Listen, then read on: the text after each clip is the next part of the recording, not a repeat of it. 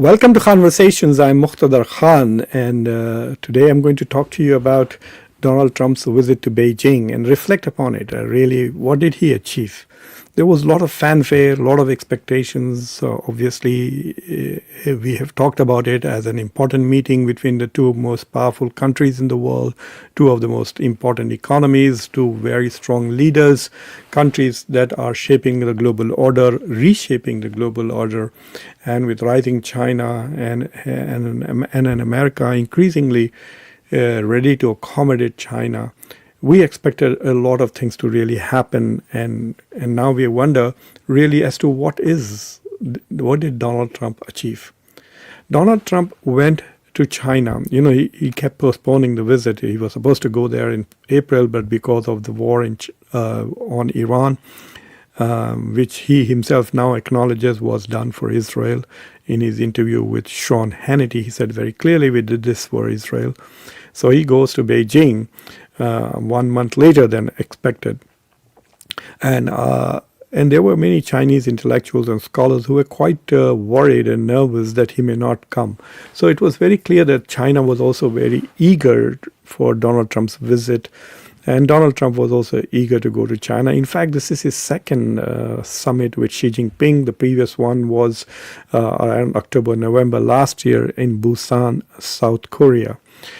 So what was the expectations? Donald Trump went there with a massive agenda. He wanted to pressure China to essentially pressure Iran to open the Strait of Hormuz. That was one of his goals. Number two, he was going to pressure China to stop buying Iranian oil. That was his second goal. His third goal was to pressure or to negotiate with China to buy American agricultural products, especially soya beans. He also wanted China to buy Boeings, planes from Boeing, commercial passenger planes. He also wanted to go and he took with him Scott Bessent, the Treasury Secretary, who thinks he has better ideas about how to restructure Chinese economy.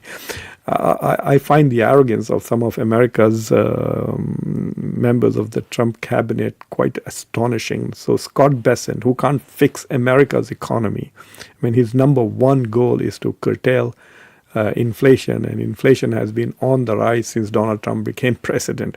So Scott Bessent cannot control America's inflation, and now he's going to go and teach China on how to restructure their economy. I find that really astonishing. Anyway, so these were some of the major goals with which Donald Trump went to China. He also wanted to assert the fact that the United States continues to remain a major power.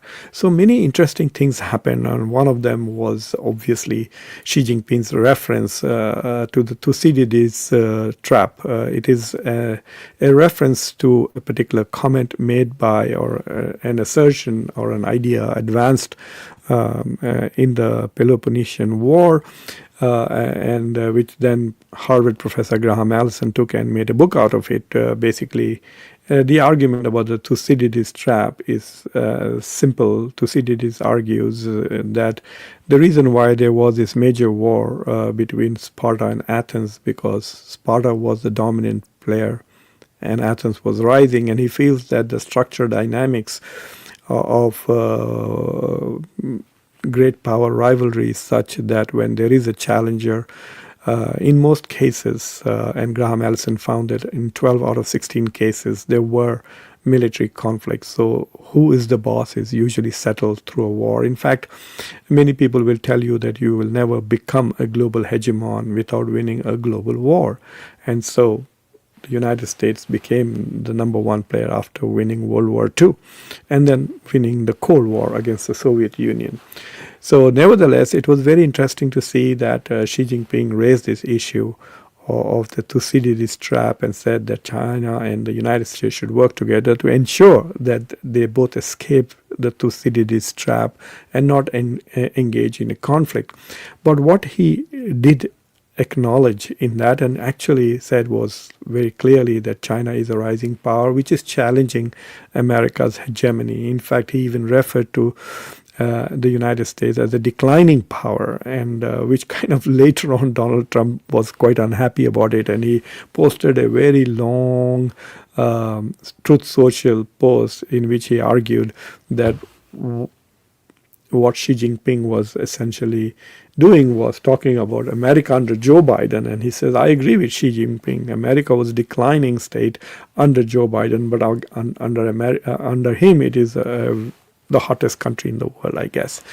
So Donald Trump was quite irked by that particular observation. So the things that really stood out was Xi Jinping referring to in America as a declining power, Xi Jinping referring to China as a rising power, and then Xi Jinping's warning about Taiwan, making it very clear to the United States that cross-strait peace, that means stability and peace between Taiwan and China, cannot go hand in hand with Taiwan's independence.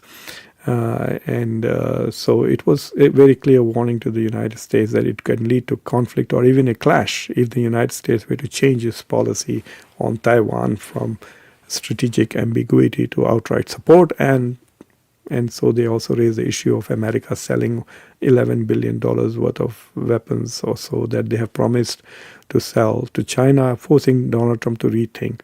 So the dominant theme of this was essentially that you had a very strong, resolute Xi Jinping and a groveling Donald Trump, who was more eager to please Xi Jinping and who clearly was impressed with China and overawed with the venues at which he was meeting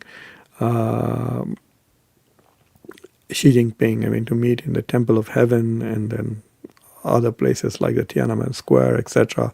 Beijing is a spectacular place to visit, really.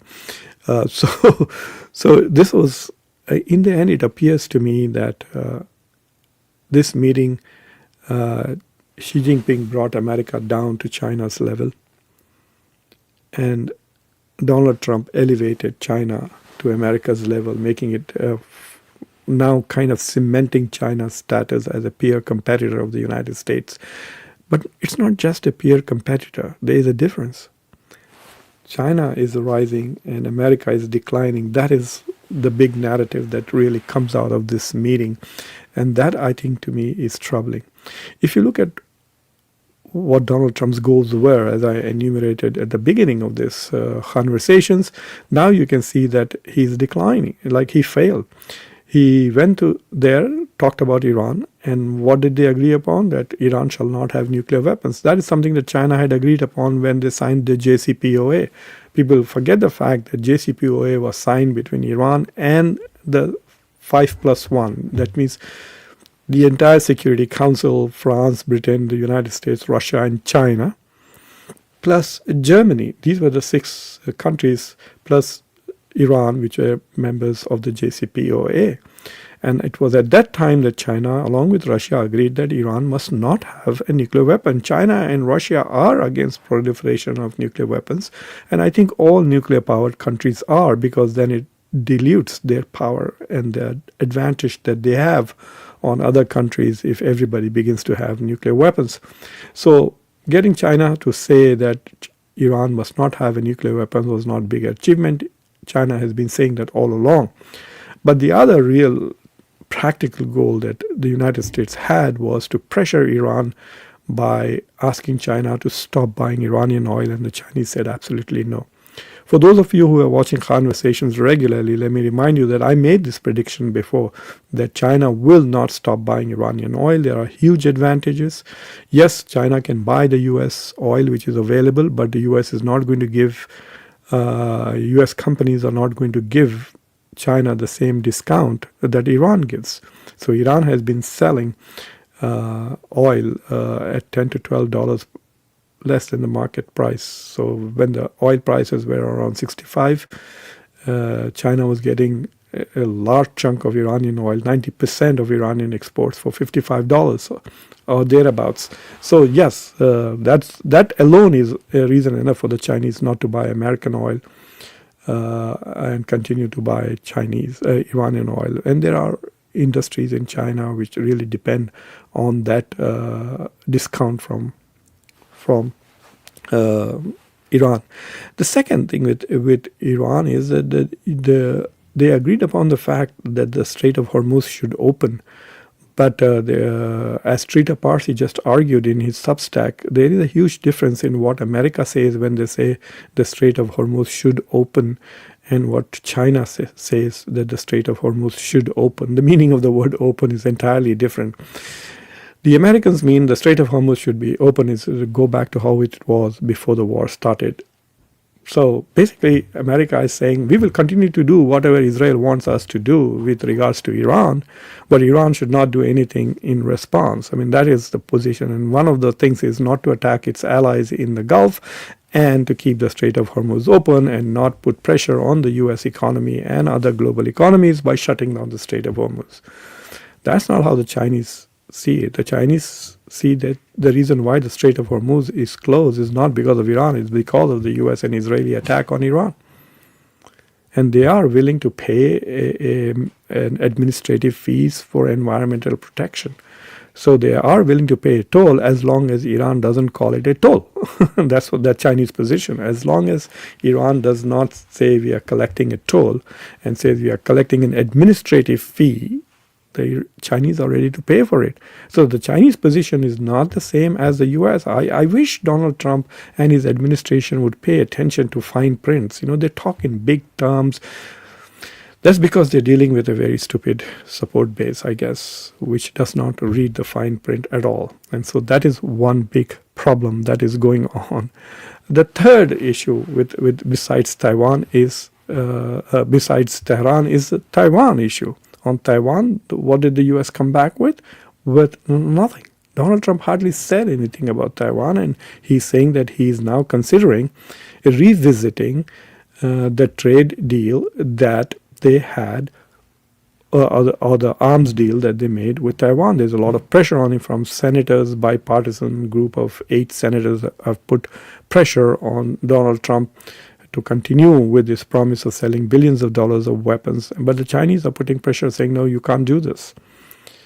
Look, if the United States position is strategic ambiguity, then selling arms to Taiwan is not exactly strategic ambiguity, isn't it? It is like you're taking sides already, even before the war starts.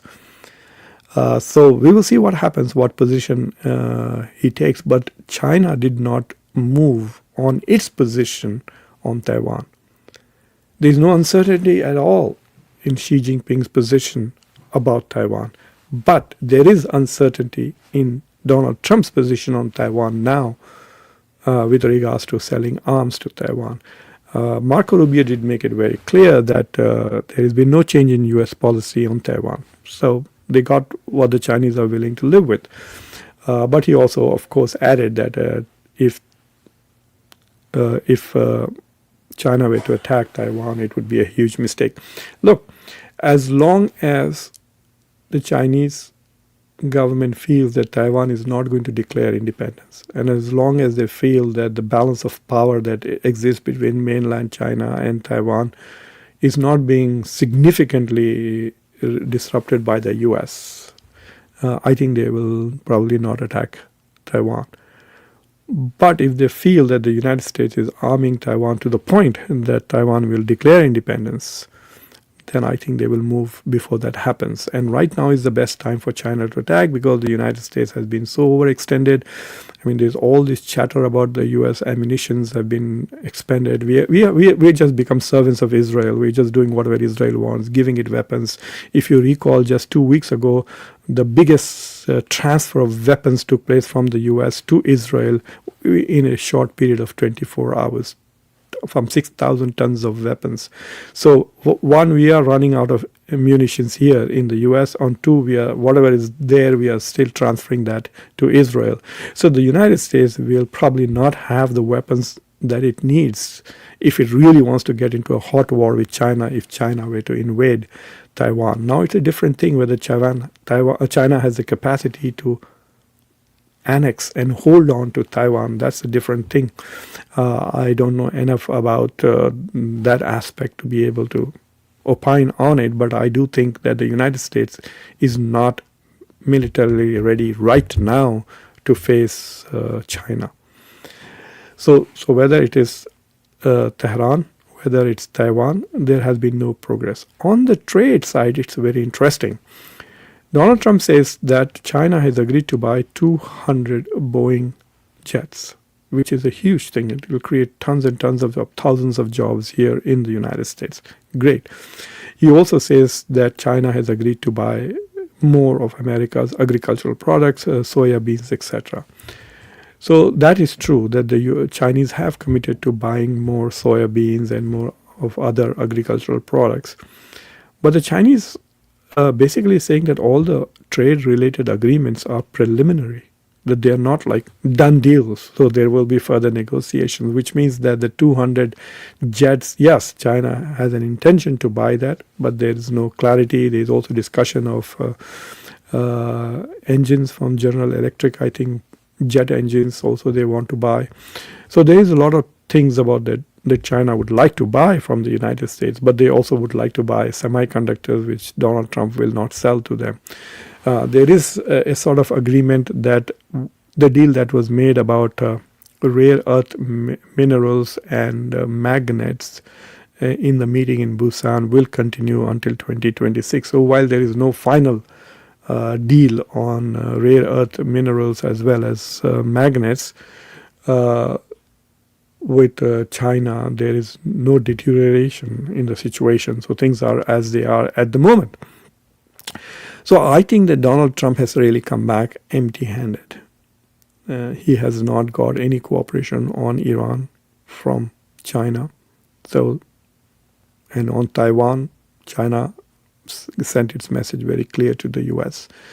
And on trade, etc., there are two messages we are getting, one from Washington, one from Beijing. From Washington, there's a lot of optimistic rhetoric. From Beijing, there's a lot of caution and saying, well, everything is not done deal. We are still discussing these things. So that is all I wanted to share. But there are other things that have happened. This has definitely raised China's stature.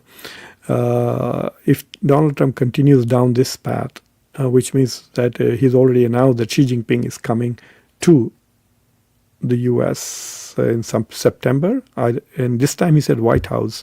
He didn't say Mar-a-Lago. I think Xi Jinping will want to come to White House, not to Mar-a-Lago, or maybe he might go to both places, but he's not going to skip a formal, grand reception at the White House. So September, we will see what happens when Xi Jinping comes. Hopefully there will be some progress on some of these trade-related deals. And so there has been no resolution to the tariffs dispute yet. So basically, this is my point. What has happened is the status of Xi Jinping has gone up, definitely after this meeting. And Donald Trump has come home empty-handed. And that doesn't look good at all.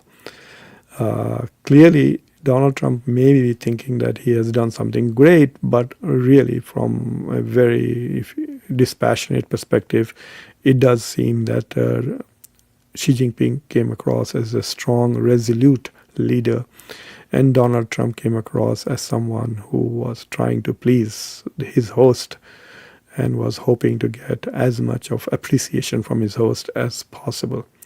Anyway, that's the point that I wanted to make. Thank you very much for watching Conversations. If you've not already subscribed to the channel, like this video, press the bell icon, and don't forget to share this video with your socio-political network. Until next time, I'm your host. Take care. Bye.